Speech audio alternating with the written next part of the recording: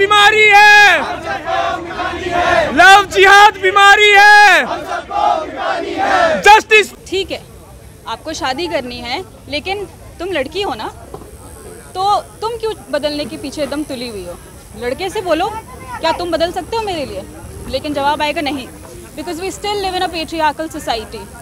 This is all about patriarchy. ये एक ऐसा मुद्दा बन गया है जिसके खिलाफ बोलना बहुत ज़रूरी है, जिसके खिलाफ सख्त कदम उठाना बहुत ज़रूरी है। कि जहाँ ये बहुसंख्यक होंगे वहाँ हमारी हिंदू बहन बेटियों को टारगेट करेंगे और आखिर में उन्हें मार दिया जाएगा, या फिर केवल और केवल बच्चे पैदा करने की मशीन बना के छोड़ दिया जाएगा। अब जिहाद पे उतरा है, तो ये जो चल रहा है, जितना भी चल रहा है, ये सारा इनको अवेयरनेस के लिए हमारे लिए कैंपेन किया जा रहा है। तो हम यही चाहते हैं कि जागो। लव जिहाद बीमारी है, हम सबको मिटानी है। ये लव जिहाद नाम की कोई ऐसी चीज़ नहीं है।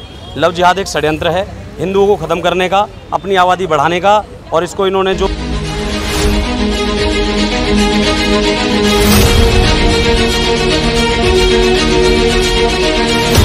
देखिए, ये लव जिहाद नाम की कोई ऐसी चीज़ नहीं है।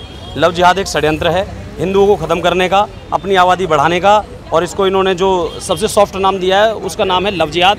लव जिहाद के माध्यम से ये सिर्फ दारुल हरब यानी कि भारत की धरती है जिस पर अभी इस्लाम का कब्जा नहीं है, और ये इस देश को इस माध्यम से जो स्वीट पॉइजन है जिसको लव जिहाद बोला जा रहा है, उसके माध्यम से ये देश के अंदर पूरे देश को गजवाए हिंद करना चाहते हैं। गजवाए हिंद का मतलब होता है पूरे भारत के अंदर इस्लाम शरीयत के कानून से चलाना, उसे यहाँ लागू करना, और जब तक आखिरी गैर मुस्लिम यानी कि वो हिंदू हो, सिख हो, ईसाई हो, कोई भी हो, गैर मुस्लिम जब तक जीवित है, ये एजेंडा इनका सफल नहीं हो सकता। तो इसके लिए आपने देखा होगा नुपुर शर्मा के बाद हत्या की जाती हैं, कई जगहों पर आपने देखा होगा पलायन किए जाते हैं, कई जगहों पर आपने देखा होगा कि लव जिहाद के माध्यम से लड़कियां फंसाई जाती हैं, और जब लड़कियां इनकी इच्छा के अनुसार धर्म परिवर्तन नहीं करती हैं या ज़्यादा बच्चे पैदा नहीं करती हैं, तो ये लोग उनकी हत्या कर देते हैं।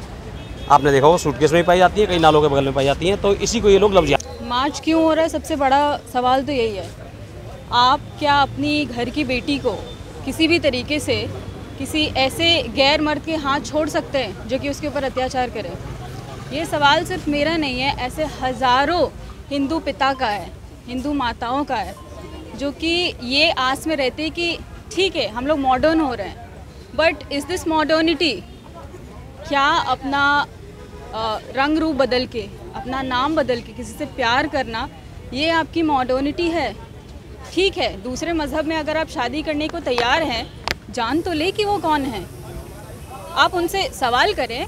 ठीक है, आपको शादी करनी है, लेकिन तुम लड़की हो ना, तो तुम क्यों बदलने के पीछे एकदम तुली हुई हो? लड़के से बोलो, क्या तुम बदल सकते हो मेरे लिए? लेकिन जवाब आएगा नहीं, because we still live in a patriarchal society. This is all about patriarchy. It is not just about a religion. Yes, obviously it is a religion, क्योंकि बहुत ज़्यादा प्रचार में है वो, सबसे ज़्यादा लोग उसी के प्रति आकर्षित होते हैं, क्योंकि किसी को पता नहीं है उसकी सच्चाई। लेकिन सवाल आपसे है, क्या आप ऐसे चीज़ को सपोर्ट करना चाहेंगे जहाँ पे आप चेंज होती हैं? आप खुद से पूछिए, आप एक लड़की है, आप एक औरत है, आपकी भी आत्मसम्मान है। आप बोलिए मैं नहीं चेंज होंगी। Why would I change my surname? मैं क्यों तुम्हारे लिए चेंज हूँ? मैं क्यों अपने आप को चेंज करूँ? तुम्हें चेंज होना है, तुम हो, प्यार करते हो ना मुझसे, तुम भी होकर दिखाओ, तब मैं दिखाती हूँ। कुछ जगहों पे देखने में ये भी आया है केसेस में कि माँ बाप का सपोर्ट जो है वो इस मामले में नहीं कहीं दिखाई देता, उसमें क्या कहना चाहेंगे?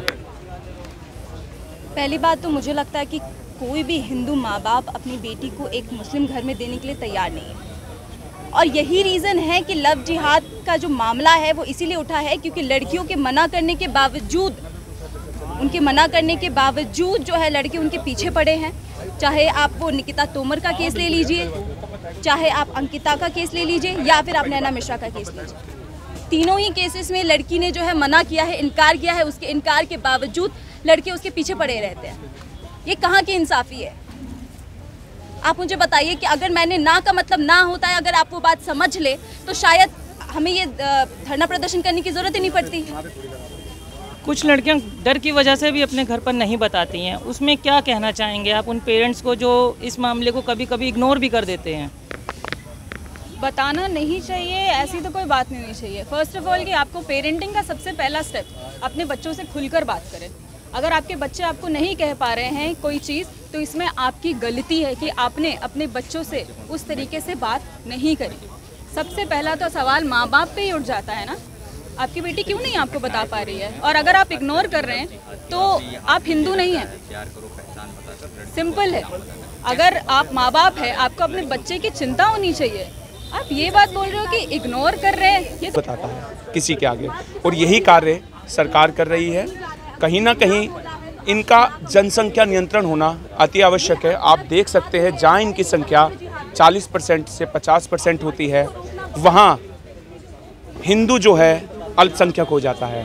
इसी प्रकार पूरे हिंदुस्तान में इन्होंने एक एजेंडा छेड़ रखा है कि जहाँ ये बहुसंख्यक होंगे वहाँ वहाँ हमारी हिंदू बहन बेटियों को टारगेट करेंगे और आखिर में उन्हें मार दिया जाएगा, या फिर केवल और केवल बच्चे पैदा करने की मशीन बना के छोड़ दिया जाएगा। तो मैं सरकार से, वर्तमान सरकार से निवेदन करता हूँ कि इस मुद्दे पर, लव जिहाद पर और जनसंख्या नियंत्रण पर जल्द सख्त से सख्त कानून बनाया जाए, ताकि हमारी हिंदू बहन बेटियों की रक्षा की जा सके। देखिए, जो आज ये हमारा मार्च निकल रहा है, बेसिकली सब लोग जो हमारे हिंदू सोसाइटी है, हमारा यूथ है, जो उनको अवेयर करने के लिए निकल रहा है। जो भी चल रहा है, देखते हैं आप, जैसे कि रोज़ रोज़ नए नए ट्रेंड्स चलने लग जाते हैं। कभी निकिता शर्मा के चक्कर में गला काट लग जाते हैं ये लोग, फिर उसके बाद में अब ये लव जिहाद पे उतरा है। तो ये जो चल रहा है, जितना भी चल रहा है, ये सारा इनको अवेयरनेस के लिए हमारे लिए कैंपेन किया जा रहा है। तो हम यही चाहते हैं, ऐसा मुद्दा बन गया है जिसके खिलाफ बोलना बहुत ज़रूरी है, जिसके खिलाफ सख्त कदम उठाना बहुत ज़रूरी है। आप निकलिए बाहर, तभी इसका समाधान होगा। बिल्कुल। तो